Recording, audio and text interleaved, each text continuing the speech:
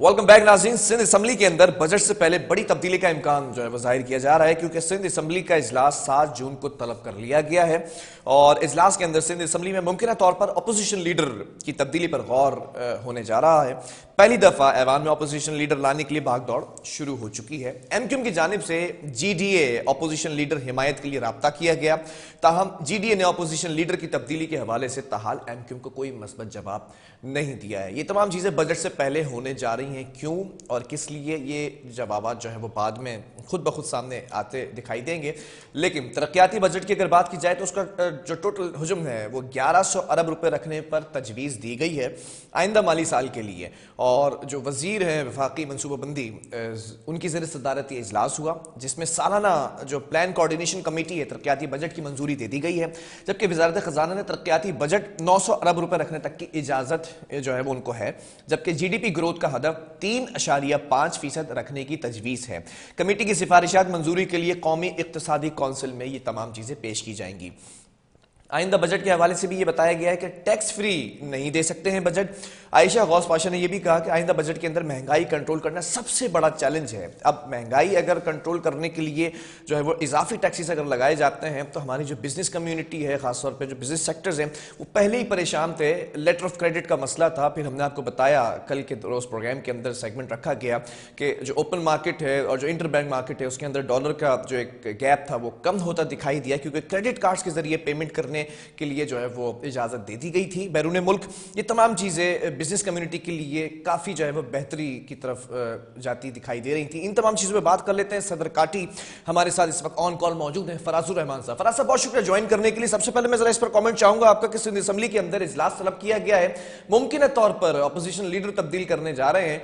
अब ये जो इस वक्त कयास आराइयां हो रही हैं बजट को लेकर के, बजट से पहले अपोजिशन लीडर की तब्दीली एक बहुत बड़ा एक मामला है। ये बजट किस तरह का जो है वो रखा गया है, बजट के अंदर कौन सी ऐसी चीजें रखी गई हैं कि आप लोगों को किसी किस्म की मुशावरत के अंदर शामिल किया गया है? हाँ, बिस्मिल्लाहिर्रहमानिर्रहीम। Thank you Bilal. बात ये है कि सबसे पहले मैं ये बताना चाहूँगा कि देखें, सिंध असेंबली में जो है वो पहले भी जो लोग हैं वो अपोजिशन में मौजूद हैं, लीडर्स भी मौजूद हैं, और अगर वो कोई चुन लेते हैं दूसरा लीडर तो उसमें कोई बड़ा, मैं नहीं समझता कि कोई खास फर्क पड़ेगा। ठीक है, असल इशू ये है कि वो जो भी अपोजिशन है वो इस अक्सरियत में है ही नहीं कि वो जो है वो रद्द कर सकें या किसी चीज को पास करा सकें। ठीक है, तो सबसे पहले तो ये बात यहाँ पे बड़ी तब्दीली को मैं बड़ी नहीं समझता। ठीक है। दूसरी चीज ये कि आपने दूसरी बात की मशावरत के हवाले से, तो इसमें मेरा बड़े रिजर्वेशन है कि सिंध हुकूमत हो चाहे फेडरल गवर्नमेंट हो, इनको हमें जो है वो मशावरत में लेना चाहिए। और हम बात कर रहे हैं बार बार चार्टर्ड ऑफ इकोनॉमी की, और उस पे जो है वो ये हाल है कि बजट से पहले जो है वो किसी किस्म के मतलब बिजनेसमैन के तहफ़्फ़ुज़ात नहीं लिए गए। और बात ये है कि ये गलती कर रहे हैं, अपने लिए गलती कर रहे हैं, इनको फिर संभालना मसला हो जाएगा। बात ये है कि यहाँ पे अगर एक जगह मैं बहुत ज़्यादा इस टेंस हूँ और मैं कहता हूँ कि मैं आने वाले इस बजट को रद्द करता हूँ जिसमें बिजनेसमैन का इनपुट नहीं है, तो दूसरी जगह मैं ये भी देख रहा हूँ कि जी ईरान के साथ आपका क्रॉस बॉर्डर ट्रेड खुल रहा है, जिसकी वजह से आने वाले वक्त में मैं समझता हूँ कि जी पाकिस्तान की बड़ी जो है वो बेहतरी आ जाएगी, क्योंकि क्रॉस बॉर्डर ट्रेड आपको पता है, जब आपके खत्ते के अंदर लोगों से ताल्लुकात अच्छे होते हैं तो ऑटोमेटिकली अमन भी आता है और फिर गुलिस्तान और चमन भी बनता है। तो मैं अप्रिशिएट करता हूँ हमारे जो जुबैर मोतीवाला साहब हैं, उन्होंने एक बड़ा अच्छा इनिशिएटिव लिया। कॉमर्स मिनिस्टर साहब हैं, उन्होंने बड़ा अच्छा इनिशिएटिव लिया कि जी ये क्रॉस बॉर्डर ट्रेड के हवाले से जो ट्रेड पॉलिसी एसआरओ जो अभी इन्होंने इम्प्लीमेंट किया। मगर इसके साथ साथ ये खुशी की बात तो है, साथ में सुई गैस के हवाले से भी देखा जाए तो उन्होंने 2 महीने की सब्सिडी दी है। मगर बात यह है कि इन सब चीज़ों को आप हटा के और डॉलर रेट का नीचे आना, अब स्टेबल होना, ये शर्त है। तो बहुत सारे इंडिकेटर्स तो ये बता रहे हैं कि बेहतरी की तरफ हम जा रहे हैं। बिजनेस कम्युनिटी की बड़ी मुलाकातें रही हैं, खासतौर पर अगर मैं वजीर आजम की बात करूं तो कराची आए थे, बिजनेस कम्युनिटी से मुलाकात की, फिर जूम मीटिंग पे मुलाकात की और साथ साथ सजेशंस भी दिए गए। बल्कि कल की अगर बात की जाए तो मलिक बोस्तान साहब प्रोग्राम के अंदर मौजूद थे, उन्होंने तो ये कहा कि जो इसहाक डार साहब है उन्होंने टेलीफोन गुफ्तगू की है उनसे कि ये मसला कैसे हल होना चाहिए। उसके बाद ये एक्सचेंज कंपनीज ऑफ पाकिस्तान, जो एसोसिएशन ऑफ पाकिस्तान है, उनकी जानिब से ये बात कही गई थी क्रेडिट कार्ड की, तो फिर ये मसला भी हल हुआ। तो आप लोग की जो सजेशन है उस पर गौर नहीं किया जा रहा? نہیں نہیں نہیں بالکل، دیکھیں بات یہ کہ ملک بوستان آپ کو ایکسچینج کے طریقے بتا دیں گے. بات یہ انڈسٹری جو ہے وہ آپ کو میجر جو آپ کا رول ہے 80% جابس جو ہے وہ انڈسٹری دیتی ہے. مجھے آپ یہ بتائیے کہ انڈسٹری کے اسٹیک ہولڈرز میں سے جب بار بار ہم لیٹر لکھ رہے ہیں کہ جی ہمارے ساتھ بیٹھیں، ہم آپ کو بتاتے ہیں کون سی انڈسٹری. دیکھیں یونیفارم پالیسی جب تک نہیں دی جائے گی انڈسٹری کا گروتھ کیسے ہوگا؟ ٹھیک ہے نا. بات یہ ہے کہ ہم بات کرتے ہیں یونیفارم پالیسی کی، ہم بات کرتے ہیں کانسٹنٹ پالیسی کی، ہم بات کرتے ہیں 10 سالہ پالیسی کی. تو بات یہ کہ جب یہ باتیں نہ ہوں تو وقتی طور پہ اسحاق ڈار صاحب نے اپنا سال گزارنا ہے اور وہ ملک بوستان صاحب سے پوچھ لیتے ہیں کہ جی ڈالر کو کیسے نیچے لائیں، کیسے آپ لیں، تو ظاہر ہے وہ ان کے تجربات سے فائدہ اٹھا رہے ہیں. مگر یہاں پہ بات ہو رہی ہے کہ جی آگے اگلا 10 سال کیسے گزارنا ہے. یہ ٹھیک ہے. بجٹ جو لاسٹ بجٹ تھا وہ بھی کولیپس ہوا، ان کے پاس فنڈ نہیں تھے نا. انہیں اچانک سے جو ہے وہ لگانا پڑ گیا کہ جی یہ جو ہے امپورٹ پہ بینڈ لگانا پڑ گیا، ان کے پاس فورن ایکسچینج نہیں تھا.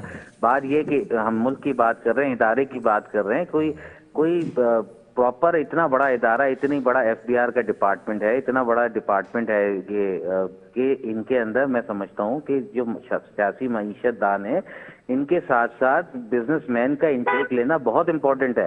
جب تک یہ نہیں لیں گے، نہیں تو جب آپ تک لوگوں نے یہ 10 ملک سالہ کو پالیسی دی تھی کیا ان کو؟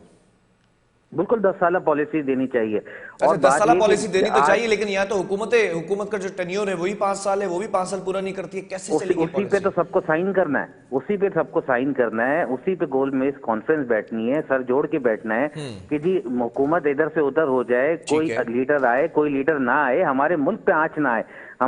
دیکھیں آج کل جو ہے نا دور، وہ یہ نہیں ہے کہ ایٹم بم گرا کے لوگوں کو تباہ کرتے، ان کی معیشت تباہ کر کے ان کو تباہ کیا جاتا اچھا. ہے. آپ کا ایٹم بم کیا کرے گا جب آپ کی معیشت زیرو ہو جائے گی؟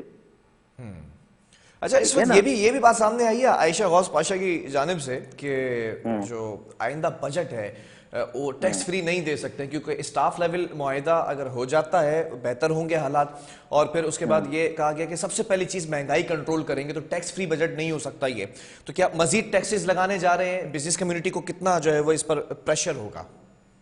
بھائی دیکھیں نا، دونوں باتوں میں تصادم ہے. مہنگائی کنٹرول کرنی ہے، مہنگائی کنٹرول ٹیکسز لگا کے کی جاتی ہے.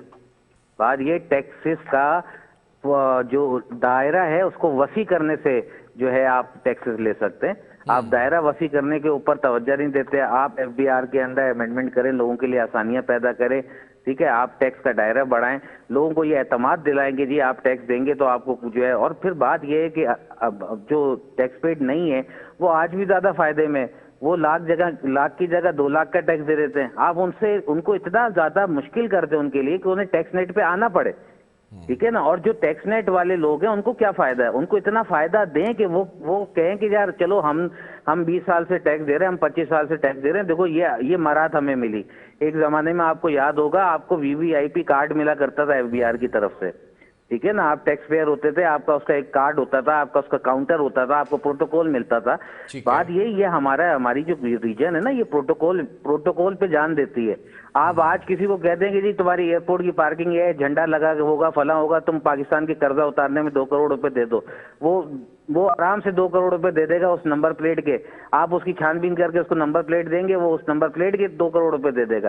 بات یہ کہ آپ دیکھیں تو صحیح کہ آپ کی دیکھیں اگر ایم بی اے پڑھایا جاتا ہے نا، اور ایم بی اے ہے کہ جی یہ یو کے اور بل گیٹس کے اس کے اندر جو ہے وہ ڈاکومنٹس ہیں، تو وہ ڈاکومنٹس ہماری یہاں کی ڈاکومنٹ سے میچ نہیں ہو سکتے، اس لیے کہ ہمارا ڈائنامک الگ ہے، ہمارا جغرافیکل الگ ہے، ہمارا کلچر الگ ہے.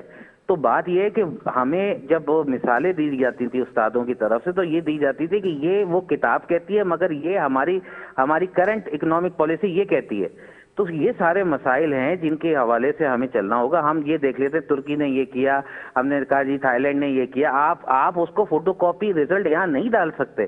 آپ ٹھیک کو ہے. اپنی پوزیشن دیکھنے کے ساتھ، اپنے معاملات دیکھنے کے ساتھ آگے چلنا ہے کہ جی ہمارے ملک کے لیے اس وقت کیا چیز ضروری ہے. ٹھیک ٹھیک ہے. ہے نا. تو یہ لیکن کراچی کی بزنس کمیونٹی کی اگر بات کی جائے، کراچی ایک اکانومیکل ہب ہے، میٹروپولیٹن سٹی ہے، سب سے زیادہ ریونیو جنریٹ کر کے دیتا ہے، ٹیکس بھی یہاں پر زیادہ پے جو ہے وہ کیا جاتا ہے. یہاں کے جو بزنس مین ہے، خاص طور پر اگر میں آپ کی بات کروں، جو باتیں جو سجیشنز اس پروگرام کے ذریعے آن ایئر ہوئی ہیں، یہ سجیشنز ایک پلیٹ فارم پر بیٹھ کر حکومت کو پہنچائے گئے ہیں یا نہیں؟ پہلے تو یہ بھی بتائیے گا، اور اس کے اوپر عمل کیوں نہیں ہوتا، اثر انداز کیوں نہیں ہوتی آپ کی باتیں ان پہ؟